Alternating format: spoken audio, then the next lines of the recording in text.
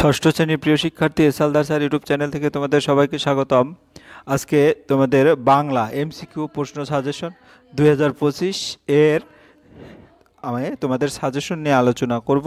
আসলে পরীক্ষায় কিভাবে তোমরা এমসিকিউ প্রস্তুতি নিবে, বিশ্লেষণ সহ সম্পূর্ণ সমাধান আমি দেখাবো এখানে।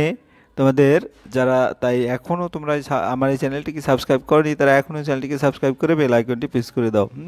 ষষ্ঠ শ্রেণী প্রথম পর্যায়ক্রমিক মূল্যায়ন বাংলা এমসিকিউ। আজকে টোটালি 30টি প্রশ্ন তোমরা উত্তর দেবে, নিজেরা প্র্যাকটিস করবে। 60 মার্ক, তাহলে এমসিকিউ 60 মার্ক। 30 মার্কের জন্য 60 মিনিট লাগে না, তোমরা 30 মিনিটে প্রস্তুতি নিবে। এবং সিলেবাসটা আবার তোমাদের মনে করিয়ে দেব। সমস্ত প্রশ্নের উত্তর অর্থাৎ 45টি এমসিকিউ থাকবে, সেখান থেকে তোমরা 30টি প্রশ্ন উত্তর করবে এবং সম্পূর্ণ 45টি এমসিকিউ সুন্দর করে পড়বে।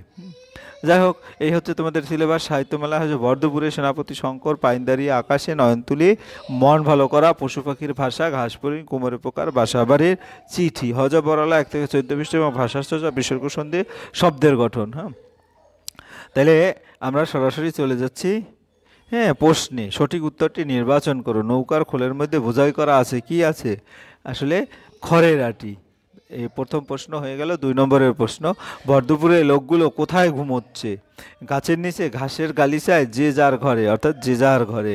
তারপর তোমরা যদি কবিতাটা সুন্দর করে ভালো করে মুখস্থ থাকে তাইলেই কেবল উত্তরটা দিতে। বর্ধপুরে আঁচল পেতে ঘুমাচ্ছে, ঘুমাচ্ছে কে? বিশ্বলোক, বিশ্বভুবন না বিশ্ব প্রকৃতি? উত্তর না বিশ্বজগৎ, উত্তর হবে বিশ্ব প্রকৃতি। চর্চে দূরে, চর্চে দূরে কি? গরু নাকি গরু বাছুর নাকি বাছুর নাকি পাগল গরু? উত্তর হবে তোমার গরু বাছুর। এরপর গাছের তলায় আদর করে কিসের গালচে পাতা হয়েছে? পাতার, মাটির নাকি ঘাসের নাকি ফুলের? উত্তর হবে ঘাসের। তারপরে সেনাপতি শঙ্কর প্রশ্নের উত্তর। শঙ্কর আকন্দবাড়ি স্কুলে যে শ্রেণীর ছাত্র তা হলো 5ম শ্রেণী, 6ষ্ঠ শ্রেণী, 8ম শ্রেণী নাকি 7ম শ্রেণী? 5ম শ্রেণীর। শঙ্কর ইমু পাখিকে বসতে দেখেছিল কি গাছে? তাল গাছে, নারকেল গাছে, আম গাছে নাকি সবেদা গাছে? উত্তর সবেদা গাছে।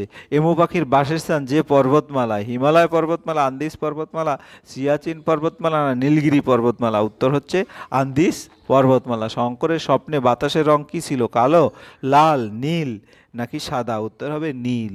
তারপর আকন্দবাড়ির স্কুলে ক্লাস 5-এ বিভীষণ দাস বলেছিলেন বাজ পাখির কথা, উট পাখির কথা, এমু পাখির কথা নাকি টিয়া পাখির কথা? উত্তর এমু পাখির কথা। প্রকৃতি বিজ্ঞানের ক্লাস শিক্ষক হলেন শ্যামল গঙ্গোপাধ্যায়, বিভীষণ দাস নাকি শঙ্কর ভট্টাচার্য নাকি সমীর গাঙ্গুলি? উত্তর হবে বিভীষণ দাস। এবার পাইনদারি, আকাশে, নয়নতুলি, ঠিক উত্তরটি টিক চিহ্ন দাও। উত্তরে, দক্ষিণে, পশ্চিমে, বুনো নগ্ন পাহাড়, পাইনদারি। অর্থাৎ তোমাদের কবিতাটি সুন্দর করে মুখস্থ রাখতে হবে। উত্তরে বুনো নগ্ন পাহাড়, পাইন দাঁড়িয়ে। তারপর যেন বরফের সোনালি রূপালি সবচেয়ে কাপড় পরে, কোনটা পরে? যেন বরফের রূপালি কাপড় পরে। তারপরে মরুতটে দাঁড়িয়ে রয়েছে পাইন, পাম, খেজুর গাছ। মরুতটে দাঁড়িয়ে রয়েছে পাম গাছ। জার্মান ভাষায় কবিতা লেখেননি গোয়েথে, রিলকে নাকি শেক্সপিয়ার? উত্তর হবে তোমার শেক্সপিয়ার। তারপরে 4র্থ চ্যাপ্টার মন ভালো করা, সঠিক উত্তরটি নির্বাচন কর। কবি শক্তি চট্টোপাধ্যায় জন্মগ্রহণ করেন বনগাঁয়, বহডুগায় নাকি চাটগাঁয়? বহডুগায়। মন ভালো করা, রোদ, বৃষ্টি নাকি ঝড়? উত্তর রোদ। রোদ, মাছ, হাঁস, মাছরাঙায়ের মতো, মাছরাঙায়ের মতো। মাছরাঙাটির গায়ে পড়ে রোদ, বৃষ্টি নাকি আলো? আলো। হাওয়ায়, বাতাসে নড়ে, কি বাতাসে নড়ে? ফুল, ফল, পাতা, পাতা নড়ে। এরপরে পশু পাখির ভাষা, সঠিক উত্তরটি নির্বাচন করো। এখানে কি আছে? সই সই, কি বলেছে? মুরগিরা যে ডাক শুনে আসে তা হলো সই সই, তিতি, চুই চুই, কুই কুই। উত্তর হবে তিতি। মাহুতের ভাষায় তেরে মানে হলো কাত হওয়া, পিছিয়ে যাও, সামনে এসো না এগিয়ে এসো, কাত হও। তারপরে মাহুতের ভাষায় ভরি কথাটির অর্থ হলো পিছনে যাও, কাত হও, সাবধান হও, উপরে যাও, পিছনে যাও। মাহুতের ভাষায় বৈঠো হচ্ছে কাত হও, পিছনে যাও, বসো নাকি ঘুমাও? উত্তর বসো। তারপরে কুকুরের ঝগড়া, রাগের শব্দ, কেউ, ঘেউ, কেই, মিউ, ঘেই। রিউবেন ক্যাস্টাং সাহেব ছিলেন খেলোয়াড়, পশুপ্রেমী, নায়ক নাকি গায়ক? পশুপ্রেমী। এরপর আমরা চলছি, ক্যাস্টং সাহেব বন্য জন্তুদের সঙ্গে থেকেছেন 30 বছর, 40 বছর, 50 বছর, 60 বছর, 40 বছর। তারপর শ্বেত ভাল্লুক দেখতে পাওয়া যায় মরুদেশে, মেরুপ্রদেশে, ভারতবর্ষে, জাপানে? উত্তর মেরু প্রদেশে। তারপরে ঘাস ফড়িং, সঠিক উত্তরটি নির্বাচন করো। আমাকে যেতেই হবে আবার ভিজে ঘাসের উপর, আকাশের সাদা মেঘে, সমুদ্রের নীলে, নাকি পাহাড়ের চূড়ায়? উত্তর হবে ভিজে ঘাসের উপর।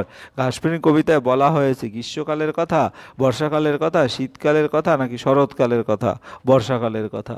কবির নতুন আত্মীয় সবুজ ঘাস, ঘাস ফড়িং, ঘাস ফুল, ঘাস ফড়িং।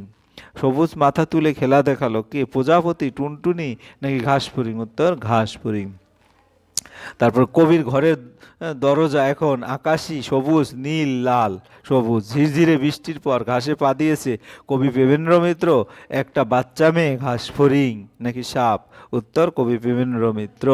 কুমোরে পোকার বাসাবাড়ি, সঠিক উত্তরটি নির্বাচন করে লেখো। কুমোরে পোকা বাসা নির্মাণের জন্য কত দূর থেকে মাটি সংগ্রহ করে আনে? 20 থেকে 30, নাকি 40 থেকে 50, 50 থেকে 60, নাকি 60 থেকে 70? অর্থাৎ 40 থেকে 50 গজ। কুমোরে পোকা বাসা বাঁধে গাছের ডালে, বাড়ির দেয়ালে, বাড়ির ছাদে, বাড়ির দেওয়ালে।